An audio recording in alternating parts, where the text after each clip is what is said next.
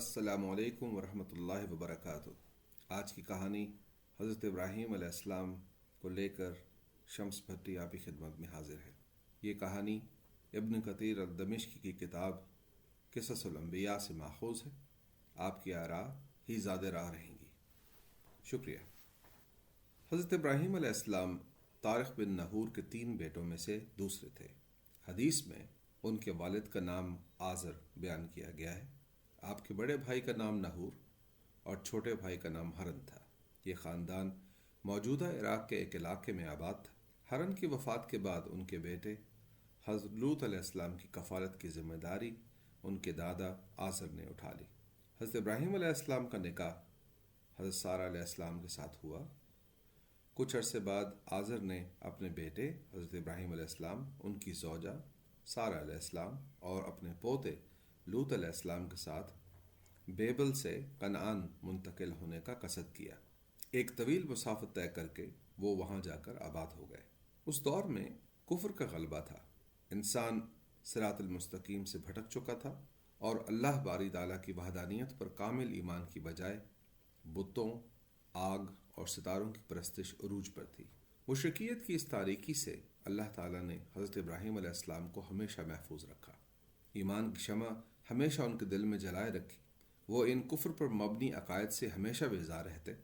ان کی یہ کایا پلٹ نہ صرف کامل ایمان، کامل اطاعت اور کامل یقین پر آوستہ تھی، بلکہ اس کا خمیر خالصتاً منطقی تھا۔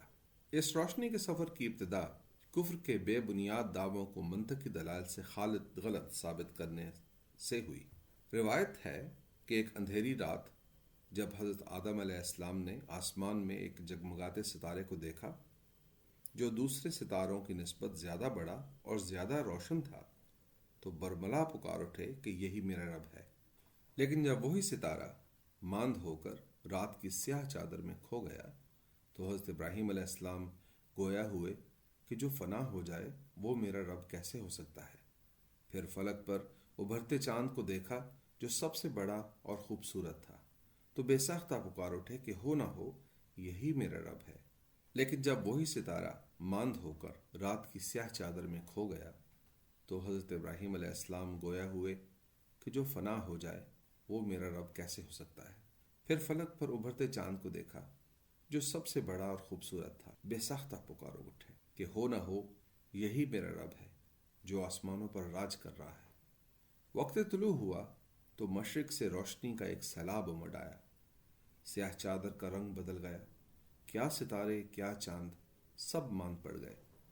سورج طلوع ہوا تو آگ کے اس گولے کے نور سے آسمان میں بکھرے سب موتی روپوش ہو گئے۔ اب شک کی کیا گنجائش تھی؟ آپ برملا پکار اٹھے کہ سورج ہی میرا رب ہے جس کے جلال کے سامنے ہر چیز خیرہ ہے، منہدم ہے۔ لیکن جب نور کا یہ گولہ بھی غروب ہو گیا اور رات کی سیاہی نے اسے اپنی آغوش میں لے لیا تو حضرت ابراہیم علیہ السلام اپنے لوگوں سے مخاطب ہوئے کہ ان میں سے کوئی میرا رب نہیں ہو سکتا۔ میں ہر اس عقیدے سے منہ موڑتا ہوں جس میں فانی کی پرستش ہو اور ہمیشہ قائم و دام رہنے والی ذات باری تعالیٰ سے انحراف۔ وہی تم سب کا اور میرا بھی رب ہے۔ وہی زندگی دینے، اس کو قائم رکھنے اور اس کو ختم کرنے پر قادر ہے۔ میں ان چیزوں کو کیسے بندگی کے ذائقے سے منسلک کر لوں جو خود فانی ہیں اور اپنے وجود کے لیے خالق حقیقی کی محتاج ہیں۔ جب خالق اور مخلوق کی رمز سمجھ میں آئی تو صراط المستقیم کی دعوت گھر سے شروع کرنے کی ٹھانی۔ حضرت ابراہیم علیہ السلام اپنے والد کے پاس حاضر ہوئے اور تفصیل سے اللہ تعالیٰ کے رب ہونے، اس کی بندگی میں رحمت اور اس کی ناراضگی میں عذاب کے دلائل دینے کے بعد عرض کیا کہ والد محترم، آپ شیطان کی پیروی ترک کر کے مالک کون و مکان اللہ باری تعالیٰ کی بندگی اور اطاعت اختیار کریں، بتوں کی تخلیق، سوداگری اور بندگی سے توبہ کر لیں تاکہ روز قیامت سرخرو ہو سکیں۔ یہ سن کر ان کے والد ورطہ طیش میں آ گئے اور بولے، کیا تم میرے بتوں کے خلاف بات کرتے ہو؟ اگر تم نے یہ روش ترک نہ کی تو میں تمہیں خود سنسار کر دوں گا۔ ہمیشہ کے لیے میرے گھر اور میری نظروں سے دور ہو جاؤ۔ حضرت ابراہیم علیہ السلام اپنے والد کا یہ جواب سن کر بہت رنجیدہ ہوئے، لیکن پھر بھی ایک فرمان بردار اولاد کی مانند انہوں نے تہذیب و اخلاق کا دامن ہاتھ سے نہ چھوڑا، اور اللہ سے اپنے والد کی سلامتی اور رائے حق کی توفیق کے لیے دعا کی۔ انہوں نے اپنے اس عزم کو دہرایا کہ وہ اپنی قوم کے تمام مشرکانہ عقائد، توہمات اور جھوٹے معبودوں کو ہمیشہ کے لیے خیرباد کہتے ہیں۔ ان کے لیے ان کا رب ہی کافی ہے۔ رائے حق میں اگلا پڑاؤ بھٹکی ہوئی قوم کو دعوت حق دینا تھا۔ آپ نے اپنے لوگوں سے سوال کیا کہ وہ بتوں کی پوجا کیوں کرتے ہیں۔ جب ان سے کوئی فطری و مدلل جواب نہ بن سکا تو وہ ہٹ دھرمی پر اتر آئے اور بولے کہ وہ تو اپنے آباء و اجداد کے افکار و عقائد پر کار فرما ہیں۔ اس پر حضرت ابراہیم علیہ السلام نے جواب دیا کہ تمہارے آباء و اجداد بھی واضح نشانیوں کے باوجود شرک کے مرتکب ہوئے، اور اب تم بھی اسی بے راہ روی کا شکار ہو۔ اب بھی موقع ہے، شیطان کا وتیرہ ترک کر کے رائے حق پر آ جاؤ تاکہ فلاح پا سکو۔ جب دلائل سے ان کی قوم نہ سمجھ پائی تو حضرت ابراہیم علیہ السلام نے حقیقت واشگاف کرنے کے لیے ایک اور تدبیر سوچی۔ کچھ ہی دنوں میں اس شہر میں ایک سالانہ میلہ سجنے والا تھا۔ اس مذہبی تہوار کا انعقاد شہر سے باہر ایک کھلے میدان میں کیا جاتا، جہاں ستاروں اور بتوں کی پوجا پاٹ کے علاوہ تفریح کے بہت سے مواقع بھی ملتے، اور لوگ دور دراز علاقوں سے جوق در جوق اس میلے میں شرکت کرنے کے لیے آتے۔ مقامی لوگوں کے لیے اس میلے کی مذہبی، معاشرتی اور معاشی فوائد تھے، اس لیے شہر کنعان کا ہر باسی اس میلے میں شرکت کرتا اور اس دن پورا شہر ویران ہو جاتا۔ میلے والے دن جب حضرت ابراہیم علیہ السلام کے والد نے آپ کو ساتھ چلنے کو کہا تو آپ نے ناسازی طبیعت کا بہانہ بنا کر گھر پر ہی رک گئے۔ جب شہر ویران ہو گیا تو حضرت ابراہیم علیہ السلام نے شہر کے سب سے بڑے بت خانے کا رخ کیا۔ مادی تحزین و آرائش سے مزین یہ بلند و بالا پرشکو عمارت ہر جسامت اور ہیئت کے بتوں سے بھری پڑی تھی۔ ہر بت کے سامنے اس کی اہمیت کی مناسبت سے بھینٹ کے نام پر دھن و دولت اور اشیاء خرد و نوش کا انبار لگا تھا۔ ان مٹی اور پتھر کے لاچار مادھوؤں کی بے بسی اور اپنی قوم کے اندھے عقیدے کا یہ دل خراش منظر دیکھ کر حضرت ابراہیم علیہ السلام ایسا طیش میں آئے کہ اپنے داہنے ہاتھ کی پے در پے ضربوں سے ان تمام بتوں کے ٹکڑے ٹکڑے کر ڈالے، ماں سوائے ایک کے۔ یہ بت ان سب میں بڑا تھا۔ آپ نے اپنا ہتھوڑا اس کے کاندھے پر رکھا اور واپس گھر لوٹ آئے۔ جب شہر کے مکین واپس اپنے گھروں کو لوٹے تو پہلے اپنی عبادت گاہ کا رخ کیا۔ اپنے جھوٹے خداوندوں کو اس حالت میں دیکھ کر بہت سرپٹائے اور آہ و بکا کی۔ ہر طرف اس بت شکن کی تلاش شروع ہوئی۔ جن لوگوں کے سامنے حضرت ابراہیم علیہ السلام نے ان کے بتوں کے خلاف باتیں کی تھیں، انہوں نے یہی اندازہ لگایا کہ ہو نہ ہو یہ کام حضرت ابراہیم علیہ السلام کا ہی تھا۔ شہر کے تمام اکابرین و مشائخ کو عبادت گاہ پہنچنے کا کہا گیا اور شہریوں کی ایک بہت بڑی تعداد وہاں اکٹھی ہو گئی۔ اس کے بعد حضرت ابراہیم علیہ السلام کی گرفتاری کے احکامات جاری کیے گئے اور انہیں بھی عبادت گاہ لانے کا کہا گیا تاکہ جزا و سزا کا یہ مرحلہ سب کے سامنے اپنے پائے تکمیل تک جا پہنچے۔ جب حضرت ابراہیم علیہ السلام حاضر ہوئے تو ان سے پوچھا گیا، کیا یہ تم نے کیا ہے ابراہیم؟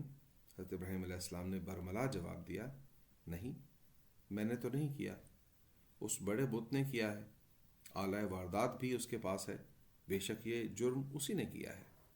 تم یہ سوال اس سے پوچھو اگر یہ تمہیں بتا سکتا ہے۔ اس جواب نے سب سننے والوں کو مخمصے میں مبتلا کر دیا۔ وہ جانتے تھے کہ مٹی کے یہ بے جان صنم جو کسی بھی کام کی طاقت نہیں رکھتے ایسا کیسے کر سکتے ہیں۔ پہلے تو انہوں نے اپنی عبادت گاہوں کو ایسے بے یار و مددگار چھوڑنے پر خود پر خوب لعنت ملامت کی۔ ان میں سے کچھ باشعور افراد نے تو صحت ایمانی و عقائد پر بھی سوال اٹھا دیے۔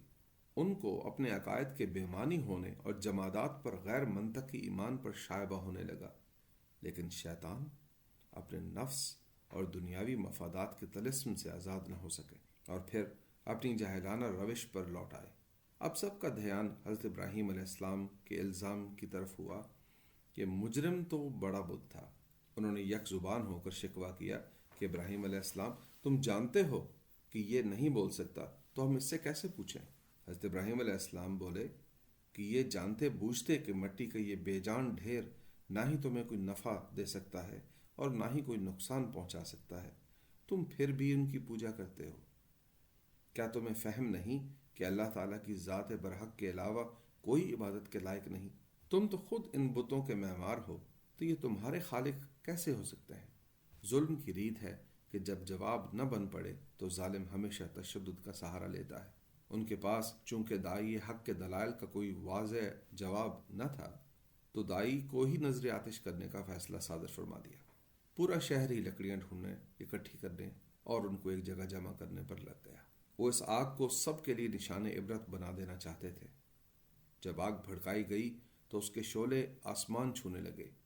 آگ کی حدت اس قدر شدید تھی کہ اس جہنم کے قریب ٹھہرنا بھی ناممکن تھا۔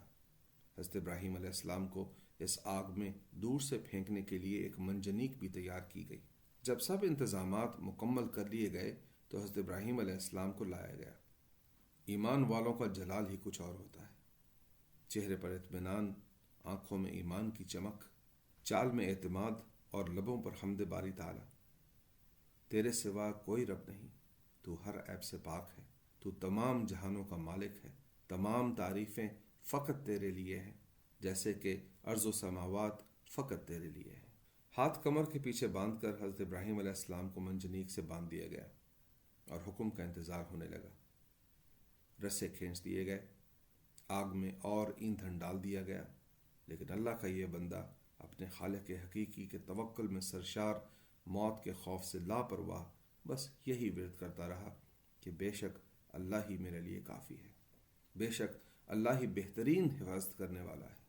آخری لمحہ تھا کہ آسمان سے جبرائیل علیہ السلام کی آواز آئی، ابراہیم کیا تیری کوئی خواہش ہے؟ وحدت کے اس داعی کا جواب تھا، نہیں، تم سے نہیں۔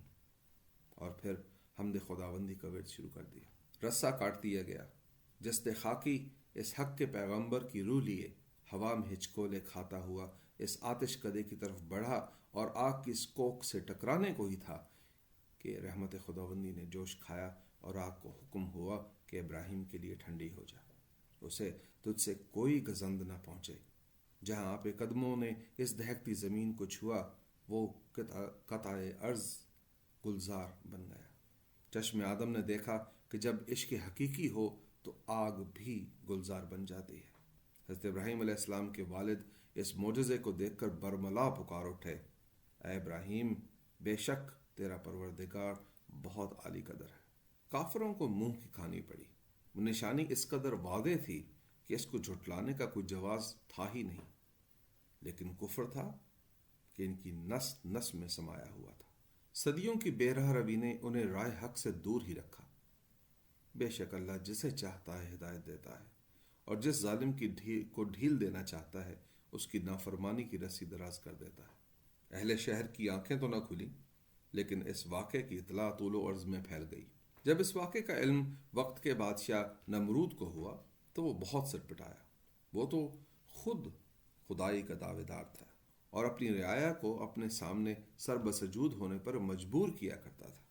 اسے وحدانیت کے اس نئے پیغام سے خطرہ محسوس ہونے لگا۔ اس نے حضرت ابراہیم علیہ السلام کو اپنے دربار میں حاضر ہونے کا حکم بھجوایا دیا۔ جب آپ آئے تو نمرود نے آپ سے سوال کیا، کون ہے یہ تمہارا خدا جس کی ربانیت کے تم داعی ہو؟ حضرت ابراہیم علیہ السلام نے جواب دیا کہ میرا رب زندگی کا خالق اور موت کا مالک ہے۔ نمرود اپنے غرور کے نشے میں بولا کہ وہ بھی زندگی اور موت کا مالک ہے۔ اس نے اپنے سپاہیوں کو زندان خانے سے ان 2 قیدیوں کو لانے کا حکم دیا جن کو سزائے موت کی سزا سنائی جا چکی تھی۔ جب وہ دونوں اس کے سامنے حاضر ہوئے تو ایک کی گردن اس نے تلوار کے ایک ہی وار سے مار دی اور دوسرے کو آزادی کی نوید دے کر جان بخشی کر دی۔ یہ خباثت کر کے وہ حضرت ابراہیم علیہ السلام کی طرف مڑا اور بولا کہ تم نے دیکھا میں بھی موت دینے اور زندگی بخشنے پر قادر ہوں۔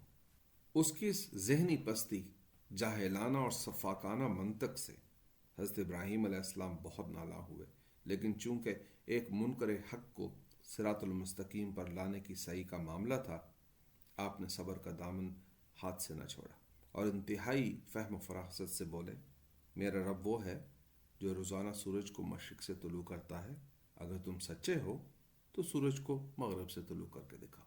بھرے دربار میں نمرود کی بے بسی، خفگی اور پشیمانی کا عالم قابل دید تھا۔ وہ لاجواب تو تھا ہی، لیکن خود سے شرمندہ بھی۔ ظالم تھا تو ظلم کا سہارا ہی لیا۔ مملکت کا تمام غلہ و اناج اس کے دائرۂ اختیار میں تھا۔ اس نے حضرت ابراہیم علیہ السلام پر ہر قسم کے اناج کے حصول کی پابندی عائد کر دی۔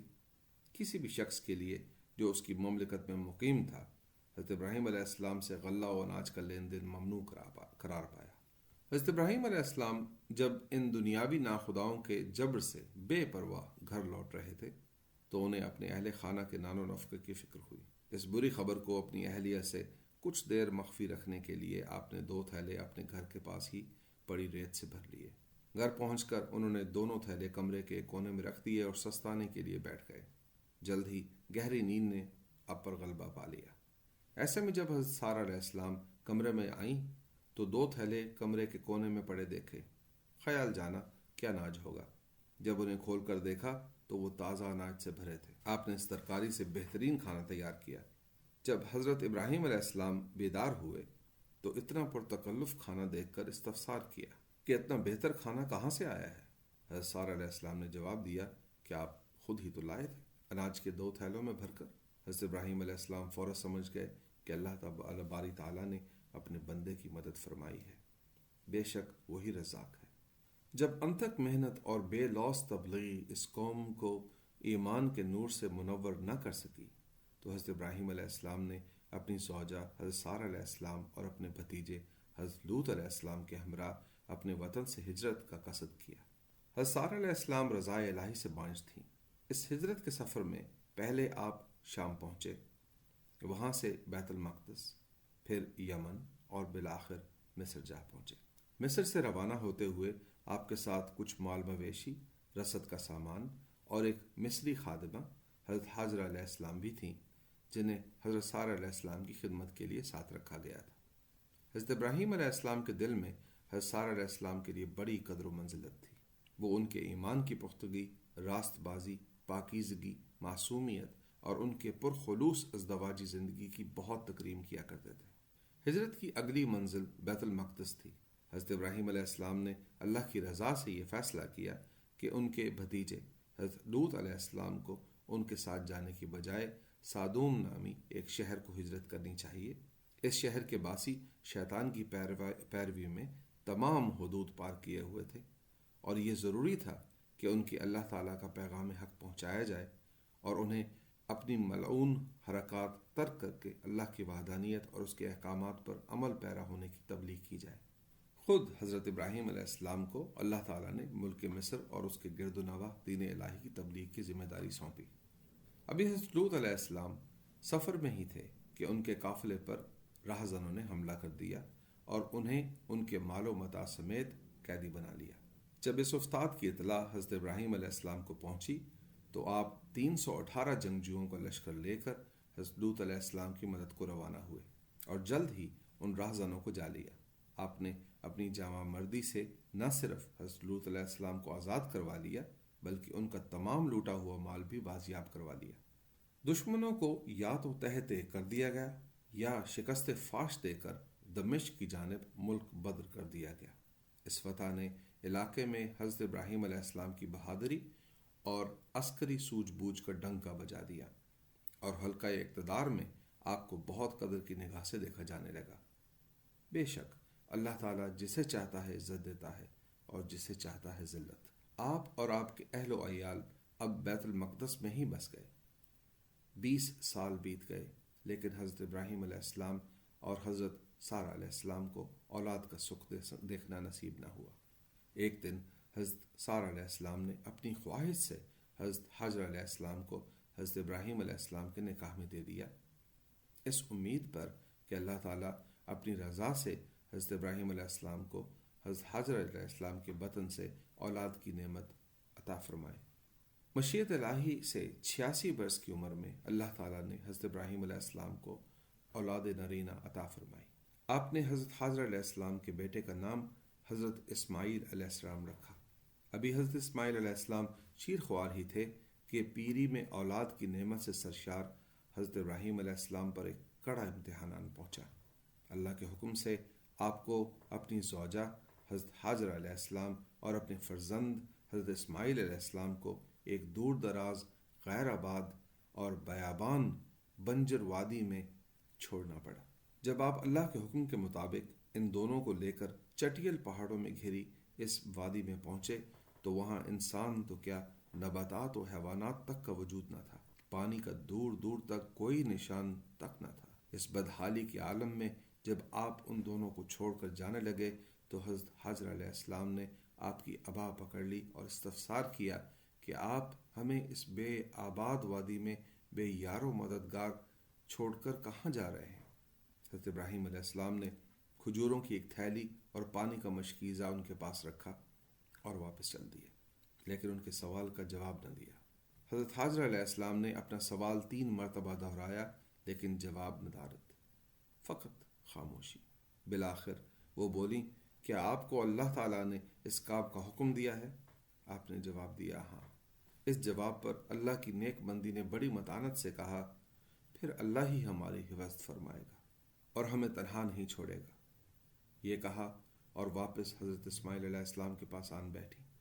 حضرت ابراہیم علیہ السلام چلتے گئے یہاں تک کہ ان کے اہل و عیال ان کی آنکھوں سے اوجھل ہو گئے۔ اس وقت اس محبت کرنے والے خاوند اور بیٹے پر جان چھڑکنے والے والد نے مڑ کر دیکھا اور اپنے رب کائنات کے روبرو دعا کے لیے ہاتھ اٹھا دیے۔ اے میرے مالک، بے شک میں نے اپنی اولاد اس بنجر وادی میں تیرے گھر کے پاس چھوڑی ہے تاکہ وہ تیری عبادت کر سکیں۔ میرے مالک، اپنے کرم سے اپنے بندوں میں سے چند کے دل اس وادی کی طرف متوجہ فرما دے اور میری آل و اولاد کو اناج کی نعمت عطا فرما دے تاکہ وہ تیرا شکر ادا کر سکیں۔ یہ دعا کی اور واپس بیت المقدس کی جانب روانہ ہو گئے۔ اللہ تعالیٰ بڑا کارساز، رحمان، رحیم اور اپنے انسانوں سے محبت کرنے والا، وہ اپنے بندوں کو کبھی تنہا نہیں چھوڑ۔ کبھی کبھی اس کی رحمت ہماری ناقص عقل سے مخفی رہتی ہے، لیکن اللہ ہمارے لیے جو کرتا ہے بہتر کرتا ہے۔ اس کے کرم سے نہ صرف آب زمزم کا معجزہ رونما ہوا بلکہ عربوں کا ایک قبیلہ بھی حضرت حاضر علیہ السلام کی اجازت سے اس وادی میں آ کر آباد ہو گیا۔ حضرت اسماعیل علیہ السلام کی ولادت کے کوئی 12 برس بعد ایک دن 2 اشخاص نے حضرت ابراہیم علیہ السلام کے دروازے پر دستک دی۔ آپ نے انہیں عزت سے بٹھایا اور تواضع کے طور پر بھنا ہوا گوشت پیش کیا، لیکن انہوں نے اس طعام کی طرف ہاتھ نہ بڑھائے۔ حضرت ابراہیم علیہ السلام کو پریشان دیکھ کر ان میں سے ایک شخص نے آپ کو بتایا کہ وہ اللہ کے فرشتے ہیں اور انسانی شکل میں حضرت لوط علیہ السلام کی قوم کو سزا دینے کے لیے سودوم کی طرف جا رہے ہیں۔ انہوں نے آپ کو اللہ کی رضا سے حضرت سارہ علیہ السلام کے بطن سے حضرت اسحاق علیہ السلام کی ولادت کی نوید بھی دی۔ اس کے ساتھ انہوں نے حضرت اسحاق علیہ السلام کی نسل سے حضرت یعقوب علیہ السلام کی بشارت بھی دی۔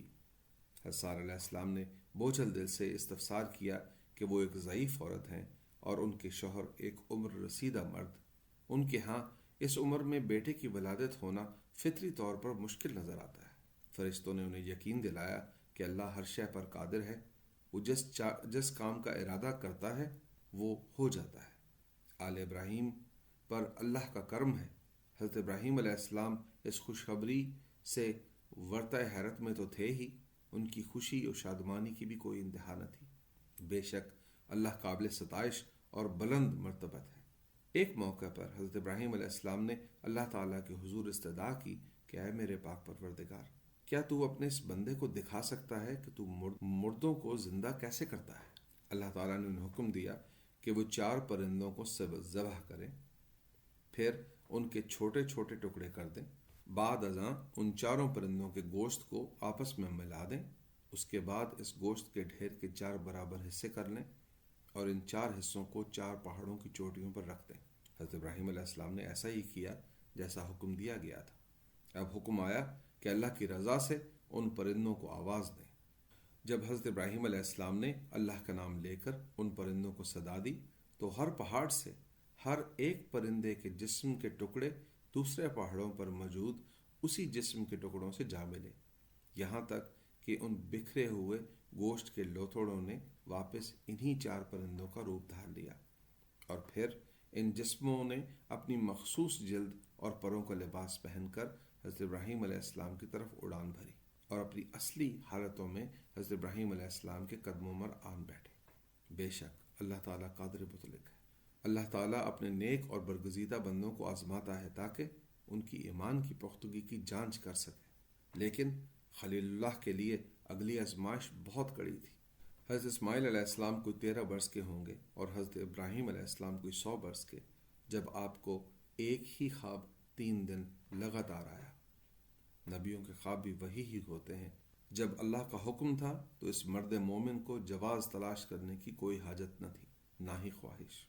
آپ حضرت اسماعیل علیہ السلام کے پاس پہنچے، سلام و دعا اور پدرانہ شفقت کے بعد انہیں بتایا کہ میں نے 3 مرتبہ خواب میں دیکھا ہے کہ میں تمہیں اللہ تعالیٰ کی راہ میں اس کی خوشنودی کی خاطر ذبح کر رہا ہوں۔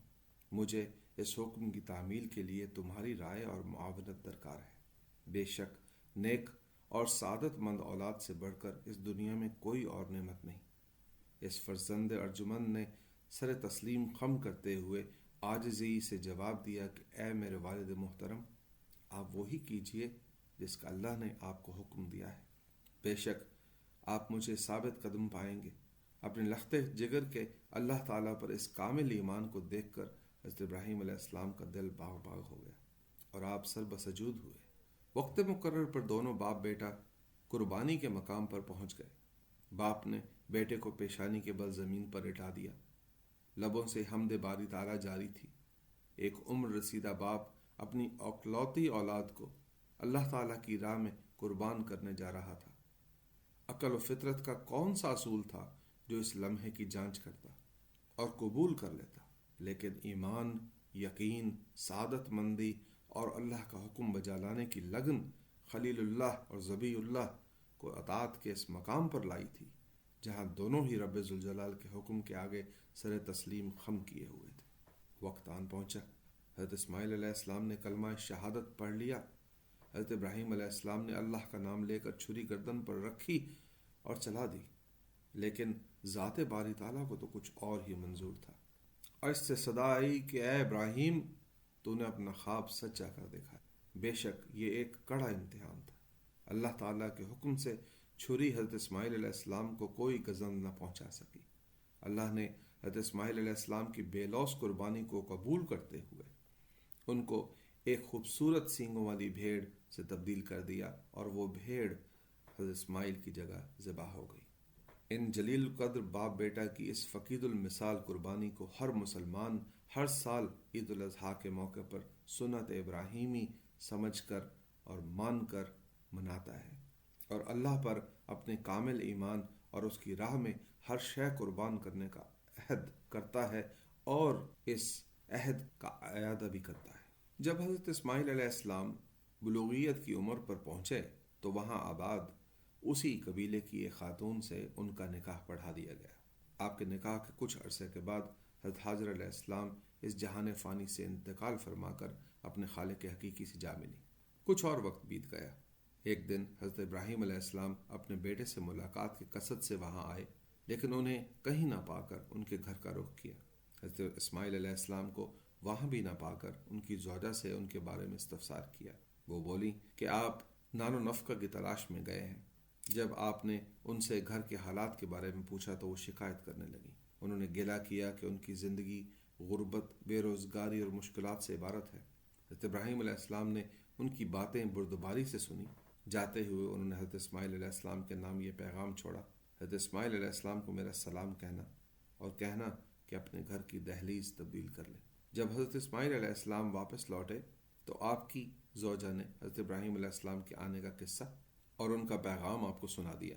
ان کی باتیں سن کر حضرت اسماعیل علیہ السلام نے کہا کہ وہ بزرگ میرے والد حضرت ابراہیم علیہ السلام تھے، اور انہوں نے مجھے نصیحت کی ہے کہ میں تمہیں طلاق دے دوں، اس لیے میں تمہیں اسی وقت طلاق دیتا ہوں۔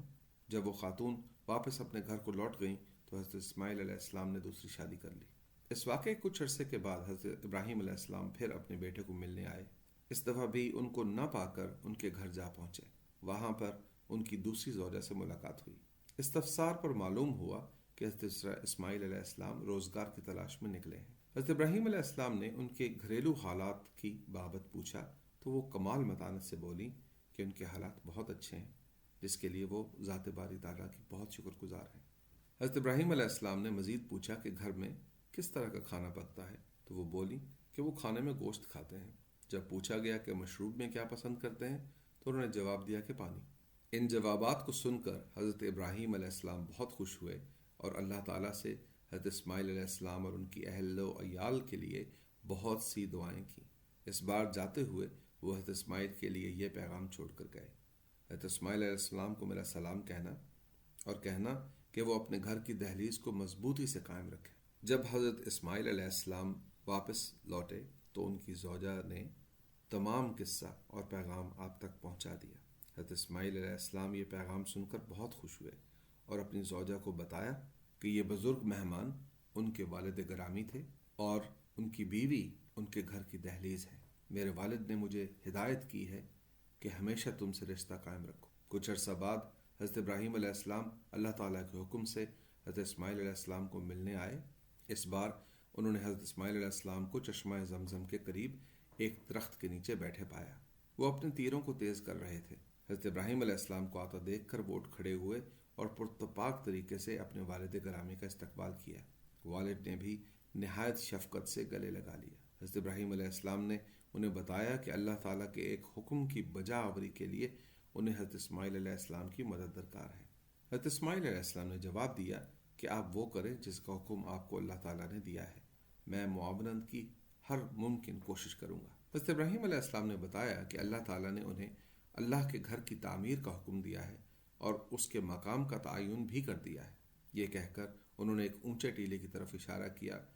کوئی وقت ضائع کیے بغیر دونوں باپ بیٹا اللہ کے حکم کی تعمیر میں لگ گئے۔ حضرت اسماعیل علیہ السلام تعمیراتی نقوش کی مناسبت سے خاص خد و خال کے پتھر لاتے جاتے اور حضرت ابراہیم علیہ السلام اللہ تعالیٰ کی ہدایت کے مطابق انہیں مناسب ترتیب میں مزین کرتے جاتے۔ حضرت ابراہیم علیہ السلام نے پہلے تو بنیادیں اٹھائیں اور پھر ان بنیادوں پر دیواروں کی تعمیر کا مرحلہ شروع ہوا، یہاں تک کہ یہ دیواریں ان کے سر سے بھی اونچی ہونے لگیں۔ کام کو جاری رکھنے کے لیے حضرت اسماعیل علیہ السلام ایک بہت بڑا سا پتھر اٹھا کر لائے اور حضرت ابراہیم علیہ السلام نے اس پر کھڑے ہو کر دیواروں کی تعمیر کا کام جاری رکھا۔ بالآخر اللہ تعالیٰ کی ہدایت کے مطابق خانہ خدا کا ڈھانچہ کھڑا ہو گیا۔ تعمیر مکمل ہونے کے بعد دونوں باپ بیٹا نے کعبۃ اللہ کے گرد طواف کیا اور اپنی اس کاوش کی مقبولیت کے لیے دعا کی۔ بے شک اللہ سب جاننے والا اور سب سننے والا۔ حضرت سارہ علیہ السلام کی وفات کنعان کے ایک گاؤں ہبرون میں ہوئی۔ ان کے انتقال کے بعد حضرت ابراہیم علیہ السلام نے حضرت اسحاق علیہ السلام کا نکاح رفاقہ بن بطول سے پڑھوایا اور خود بھی کنتورہ نامی خاتون سے رشتہ ازدواج میں منسلک ہو گئے۔ حضرت ابراہیم علیہ السلام کی اولاد میں حضرت سارہ علیہ السلام سے حضرت اسحاق علیہ السلام، حضرت حاجرہ علیہ السلام سے حضرت اسماعیل علیہ السلام، تیسری زوجہ کنتورہ سے زمران، سرجھر، یکشان اور چوتھی زوجہ حجون سے کسان، سراج، امیم، لوتن اور نفیس شامل ہیں۔ حضرت ابراہیم علیہ السلام کا وصال 175 برس کی عمر میں ہوا۔ اِنَّ لِلَّهِ وَإِنَّا إِلَيْهِ رَاجِعُونَ۔ اے اللہ، اے میرے پاک پروردگار، ہم تیرے ہی بندے ہیں اور تجھ سے ہی مدد مانگتے ہیں۔ ہمارے ایمان کو اپنی رحمت سے وہی جلا بخش دے جس سے تیری رضا اور تیری خوشنودی حاصل ہو۔ ہماری سوچ کے دھاروں کو اسی جہت پر لے جا جہاں فقط تیری وحدانیت پر ایمان ہو، تیری ربوبیت کا بیان ہو، تیری رحمتوں کی نوید ہو اور تیرے انصاف پر یقین ہو۔ ہماری سوچوں پر مسلط یہ جھوٹے ناخدا ریزہ ریزہ کر دے۔ ہماری بصارت کو توفیق دے کہ یہ حقیقت اور دھوکے کا فرق پہچان سکے۔ آتش نمرود اپنے جوبن پر ہے، عشق خلیل عطا کر دے۔ صراط المستقیم نظروں سے اوجھل ہے، عقل سلیم عطا کر دے۔ غم دنیا میں دل جلاتے ہیں، آخرت کا شعور عطا کر دے۔ قربانی و ایثار کے معنی بھول چکے ہیں، سنت ابراہیمی کی اساس عطا کر دے۔ اے اللہ، ہمارا ایمان ہے کہ تیرے سوا کوئی معبود نہیں، تیرا کوئی شریک نہیں، تیرا کوئی ہمسر نہیں اور تیرے سوا کوئی رزاق نہیں۔ اے ہمارے پاک پروردگار، ایمان ہے لیکن ہمارا عمل اس ایمان کا عینیدار نہیں۔ ہمارے ایمان اور ہمارے قول و فعل میں ہم آہنگی عطا فرما دے۔ تو سب جہانوں کا مالک ہے، تو ہر شے کا خالق ہے۔ ہر تعریف تیرے لیے ہے، جیسے ان حاضر و مخفی کائناتوں میں موجود ہر شے تیرے لیے ہے۔ اے اللہ، ہمارے لیے تو ہی کافی ہے۔ ہم اپنے ایمان کو، اپنے جسد خاکی کو، اپنی روحوں کو، اپنی آل اولاد کو اور اس ہر شے کو جو تیری عطا ہے تیری حفاظت میں دیتے ہیں۔ بے شک کوئی تجھ سے بڑا حفاظت کرنے والا نہیں۔ اے اللہ، ہماری خطاؤں کو معاف فرما دے۔ اے اللہ، ہماری التجاؤں کو قبول فرما لے۔ اے اللہ تعالیٰ، اے میرے پاک پروردگار، اے مالک کون و مکان، ہماری دعائیں قبول فرما لے۔ آمین ثم